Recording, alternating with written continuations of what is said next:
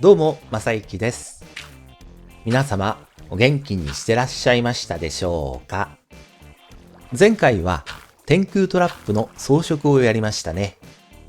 天空トラップの待機場所には、ネザーの天井に出られるゲートが設置してあります。そこで今回は、そのネザーの天井にゾンビピグリントラップを作りたいと思います。統合版をやっていた頃は、オーバーワールドでネザーゲートを点滅させて、ゾンビピグリンを沸かせるタイプのトラップを使っていたんですが、Java 版になったので、ネザーに自然湧きするゾンビピグリンのトラップ作りに初挑戦します。マインクラフトゴールドファームで検索すると、いろんなタイプのトラップが存在することがわかりますが、今回はその中でも湧き潰し不要で、割と作りやすそうなものを選んでみました。作者はイルマンゴさんという方で、シャープ31のかぼちゃファームを作った時にも参考にさせてもらった海外の有名なクラフターですね。また説明欄に参考動画へのリンクを貼っておきます。コンセプトはネザーの天井の限界高度ギリギリに待機場所を設置することで、モブの湧き範囲をトラップ内だけに限定して湧き潰しを不要にし、処理方法にはエンティティの最大密集数を利用したトロッコの重ね置きで小スペースを実現させたとても素晴らしい仕組みですね。今回はこのイルマンゴさんの原案をベースにして僭越ではありますが、私なりにブラッシュアップできたらと思います。それでは必要な材料を持って建設現場に向かいましょう。ガラスがシュルカーボックス2個分。その他の細々としたものもボックス2個分入っています。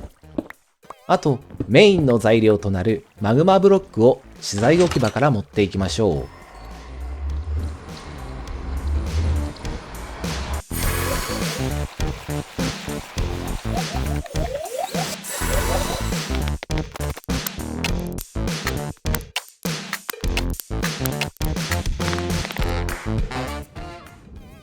建設場所はここにします。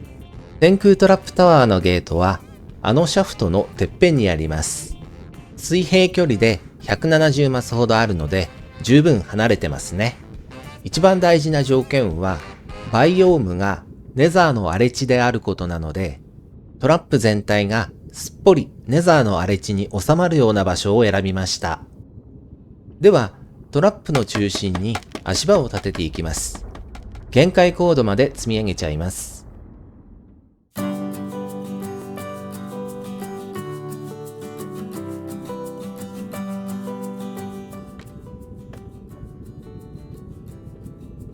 それではいつものようにアイテムの回収機構から作っていきましょうかね。Y 座標234のところに床を作ります。足場ブロックを中心に 17×17 あれば大丈夫です。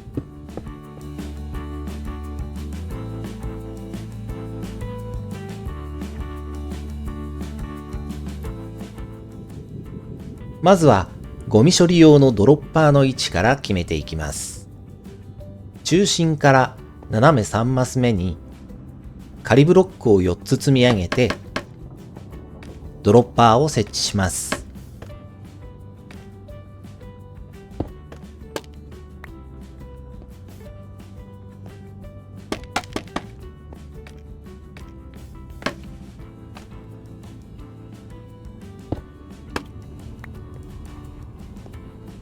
上から見たドロッパーの向きはこうなります。次は Y 座標239に 5×5 の床を作ります。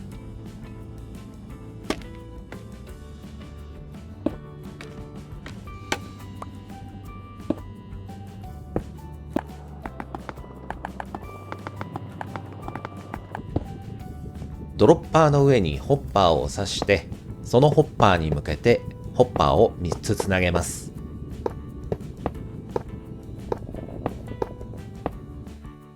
つなげる向きはドロッパーの後ろ側になります。このホッパーがアイテムの回収口になります。このホッパーの下まで逆サイドのドロッパーに向けてホッパーをつなげます。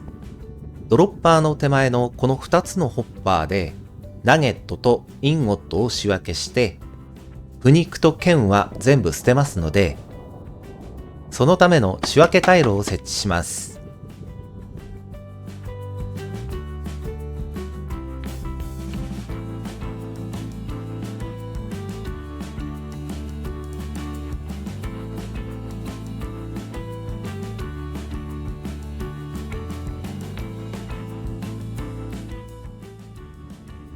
ドロッパーに近い方がナゲットで、こちらがインゴットですね。次のバージョンアップでクラフターが実装されたら、自動で金ブロックに圧縮できるようにするつもりなので、今はとりあえず仮設でストレージを作っておきます。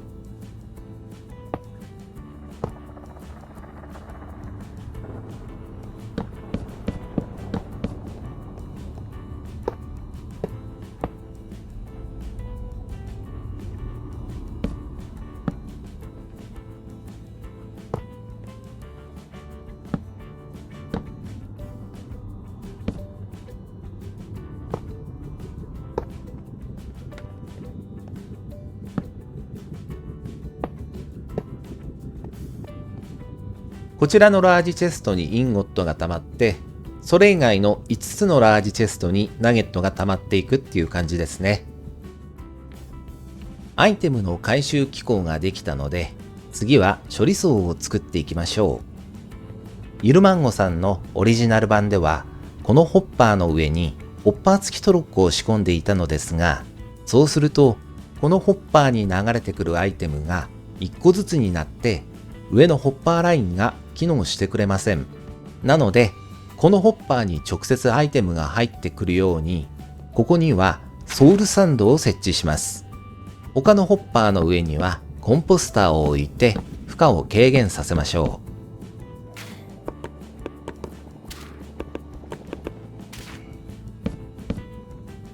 う。そうしたら、ガラスで上げ底をしていって、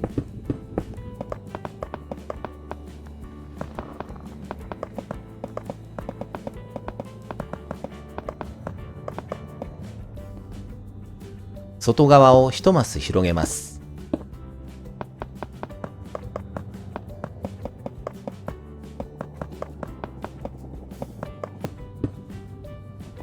3段積み重ねて壁を作って、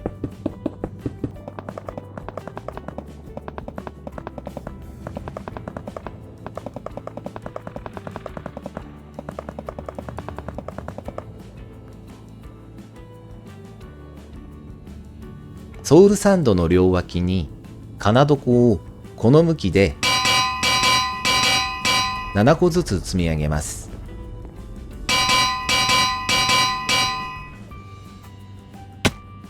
そうしたら、この辺りはこんな感じでガラスで埋めて、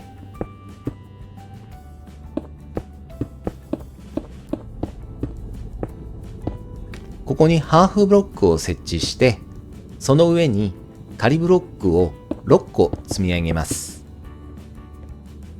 仮ブロックに向かってトラップドアを設置して、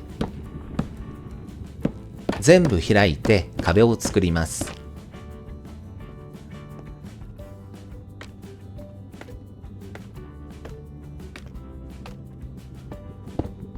仮ブロックを撤去して、ハーフブロックの上にカーペットを敷きます。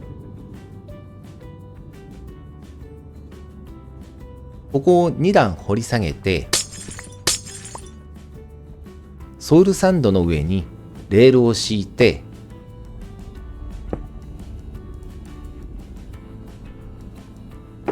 そこにトロッコを24個置いていきます。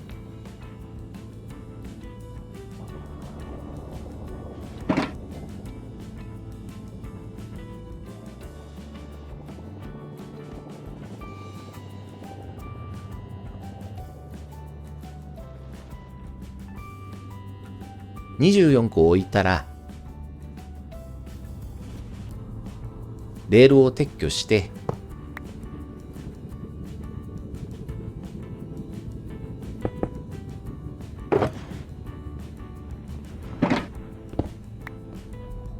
これで一面完成です。他のところも同じようにやります。ここまでできたら、プレイヤーの待機場所を壁で囲います。ここは下付きのハーフブロックにして、後で用意する見張り役のゾンビピグリンの視線が待機中のプレイヤーに届くようにします。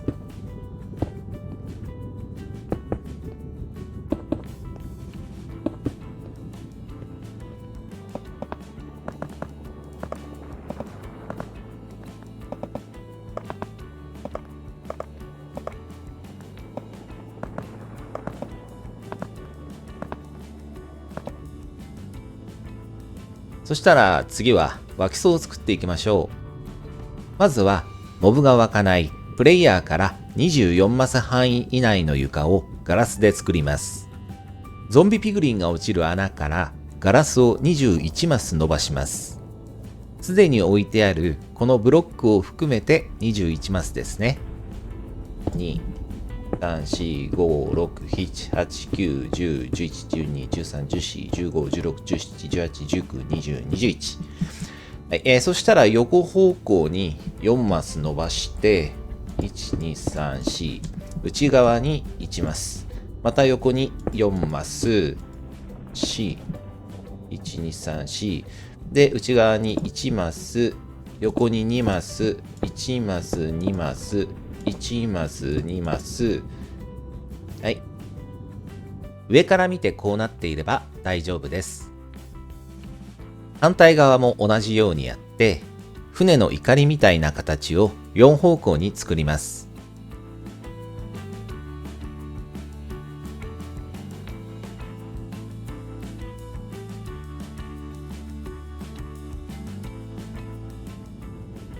そうしたら、怒りの先端同士を1マス間隔で斜めにつなげます。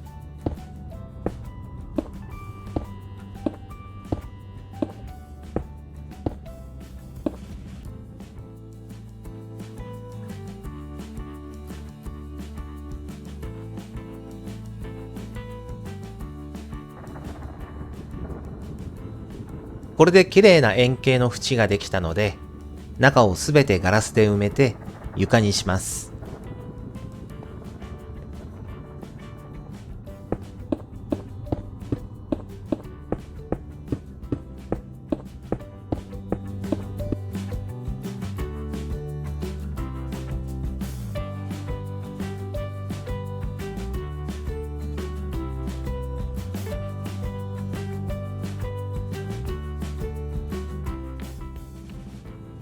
ここから実際にゾンビピグリンが湧く床を4層作っていくんですが、作業用にこのような表を用意しました。今作ったガラスの床で言えば、表の一番下の1階ガラスの行ですね。点々点は1の繰り返しを表しています。では湧き槽を作っていきましょう。まずは4方向の中心線を作ります。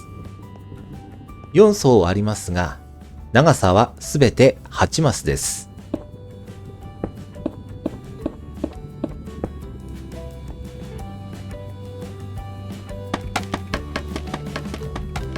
2層目は1層目の3マス上空の同じ位置に作り、3層目は1マス中心にずらし、4層目はさらに1マスずらします。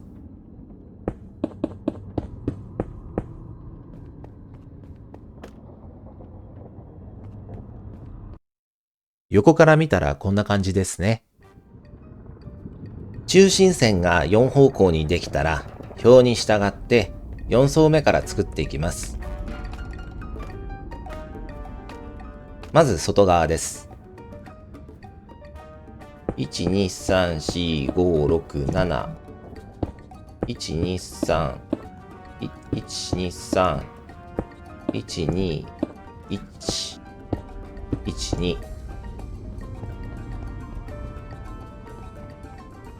内側をやります。1、2、3、4。123、123、1、12ですね。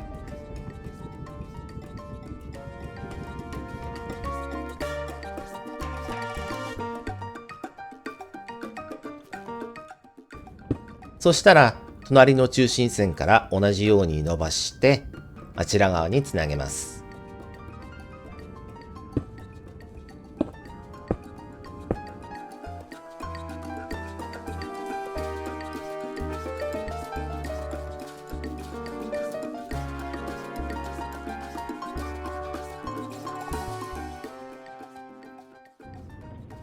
これで4分の1の枠ができたので、中を埋めていきます。その際、4層目には天井を作ってガストが湧かないようにするという作業が必要になります。天井は2マスまでなら隙間があっても大丈夫なので、床を広げながら天井を作っていく作業も並行してやりましょう。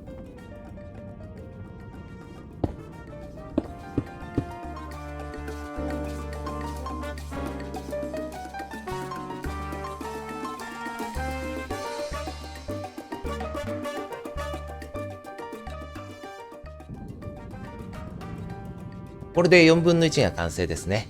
残りの部分も同じようにやっていきます。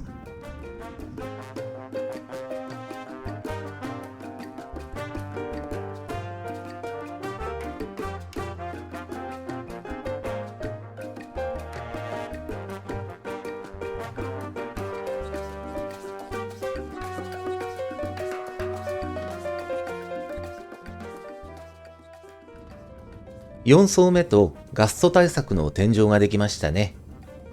3層目から下は先に作った上の層が天井の役割を果たしますから、あとは表に従って脇層を作っていくだけです。というわけで脇層がすべて出来上がりました。次は見張り役のゾンビピグリンを配置します。プレイヤーの待機場所から斜めに移動して、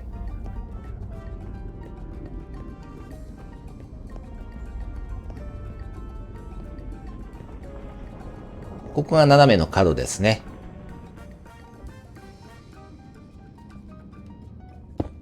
脇層から斜め2マス離れたところにゾンビピグリンを配置します。ちょっと来てくれるかな？よいしょ。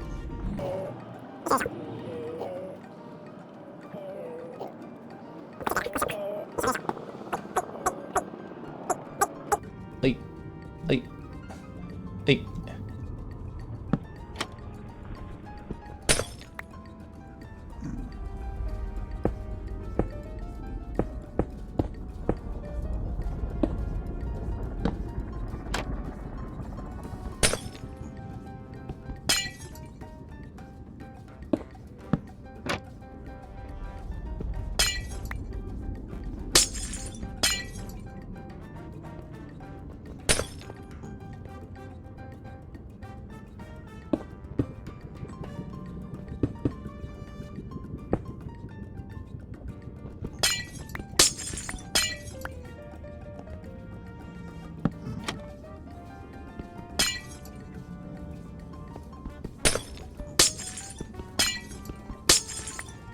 落っこちないように念のため囲みましたが、顔の高さは視線が通るように開けておきます。名札でデスポーンしないようにして、これで OK です。参考動画内では3体ずつ配置していましたが、今は各コーナーに1体いれば大丈夫みたいですね。他の角にも配置します。最後にゴミ処理用のドロッパーへ動力を与える回路を作ります。ドロッパーの前に大釜を置いて中にマグマを入れます。大釜の周りはブロックで囲ってアイテムがはみ出さないようにしておきましょう。向かい合わせのオブザーバーでクロック回路を作れば完成ですね。では実際に装置を使ってみましょう。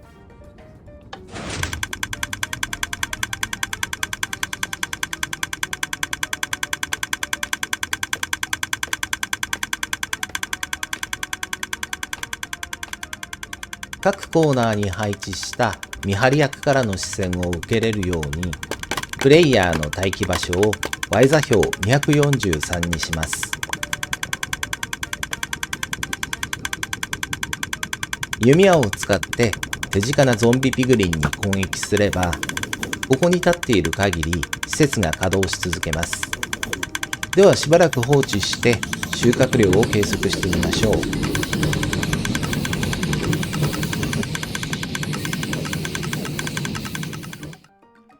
稼働してすぐに分かったんですが、致命的な欠陥があったので修正していきます。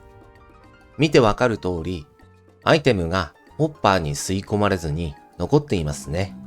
フルブロックに比べてカナドコはこっちから見て横側のヒットボックスが少し欠けているんですが、そこにアイテムが引っかかってソウルサンドの下のホッパーで回収できなくなっています。それから経験値ボールがソウルサンドの上に溜まってプレイヤーの待機場所まで届かなくなっていますね。ここまで近づけば上に引き寄せられるんですが、待機場所にいると水平方向にしか引き寄せられなくて、ソウルサンドとフルブロックの段差に引っかかってしまうみたいです。それでは回収していきましょう。まずは外側ですね。一旦カナドコを撤去して、ソウルサンドの両サイドを脇層の床の高さまでフルブロックに置き換えます。そしてここから上はカナドコをこの向きで積み上げます。先ほどまでとは向きを変えて、ゾンビピグリンが落ちる穴の横幅とギャップができないようにします。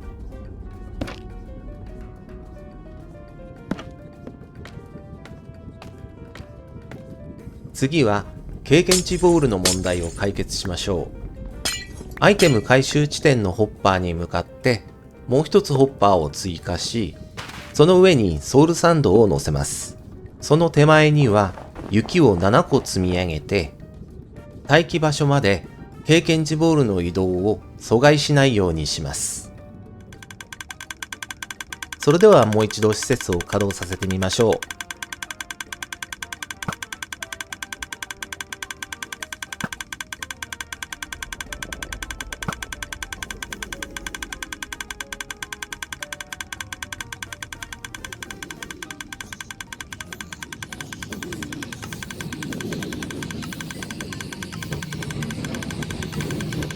経験値ボールの詰まりは解消されましたね。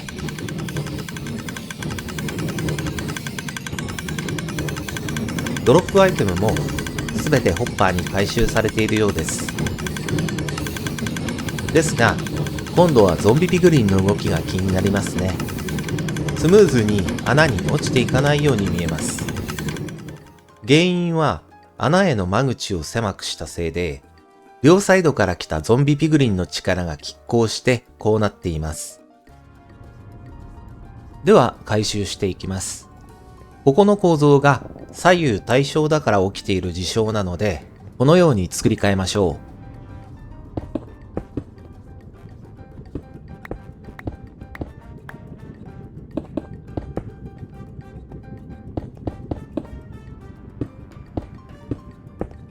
ここは見張り役の視線を遮らないようにハーフブロックで開けておきます。これで渋滞問題は解決するはずです。あともう一つ、ゾンビピグリンの挙動を見てて気づいたことがあって、穴に飛び込む前にジャンプしていますね。これはイルマンゴさんのオリジナル版の動画を見てもらえばわかるんですが、バージョン 1.13 の頃はジャンプしていなかったので、どこかのバージョンで変更になったんでしょう。ですので、穴に落ちやすいよう高低差をつけるために設置したこの階段も、今はなくても大丈夫みたいです。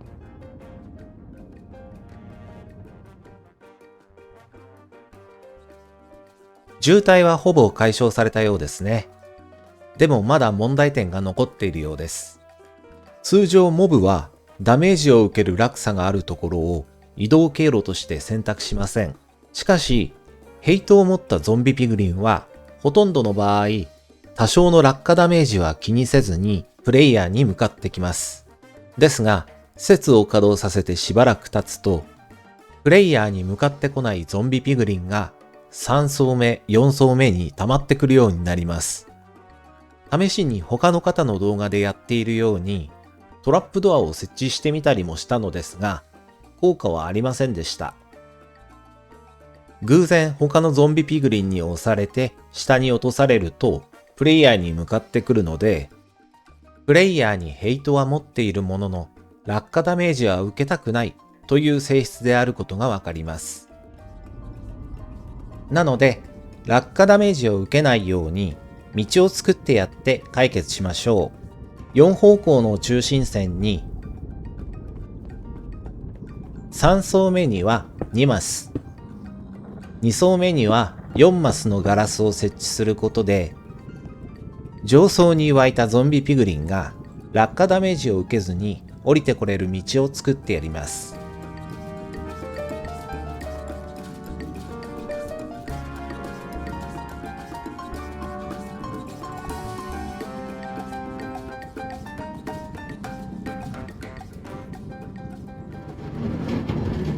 施設を一度でも稼働させると、以後このトロッコの音に悩まされ続けることになっていたのですが、意外と簡単に音を止められることが分かったので、その仕掛けを組み込みたいと思います。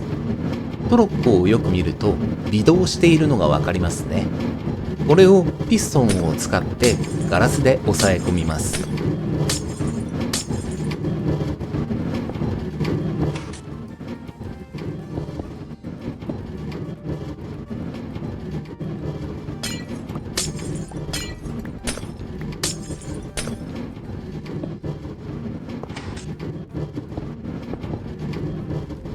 残った2箇所ですが、ここはトロッコの向きが横向きなので、まず縦向きに変えたいと思います。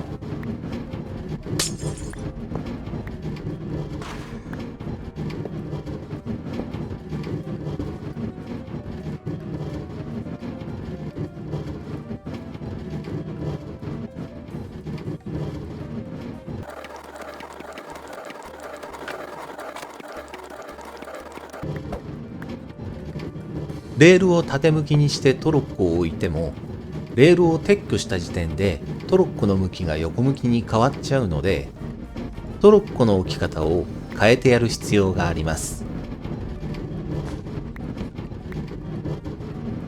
ハーフブロックの上のパワードレールにトロッコを24個重ねて、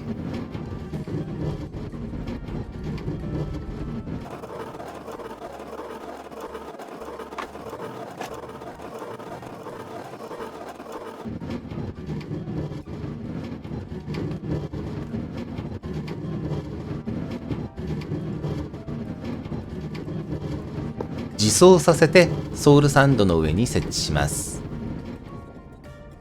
オブザーバーを動かすピストンの回路に今設置したピストンを組み込みます。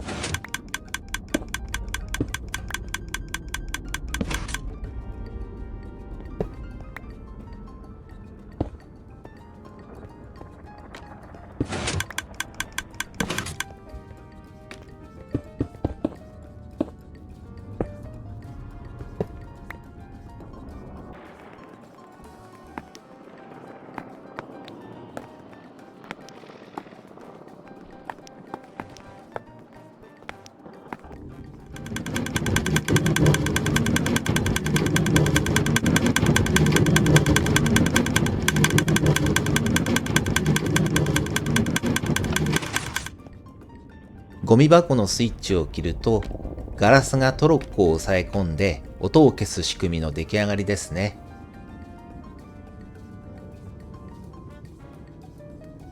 これで施設の完成です。実際に稼働させて時間あたりの効率を測ってみましょう。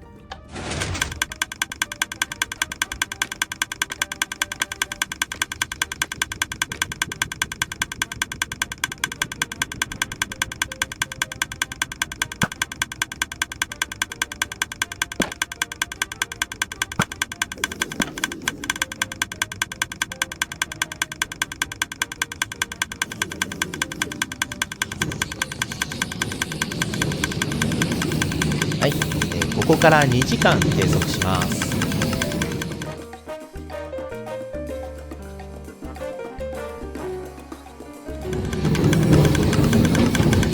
はい、2時間経ちました。下に降りることで見張り役の視線から外れてフェイトを切ります。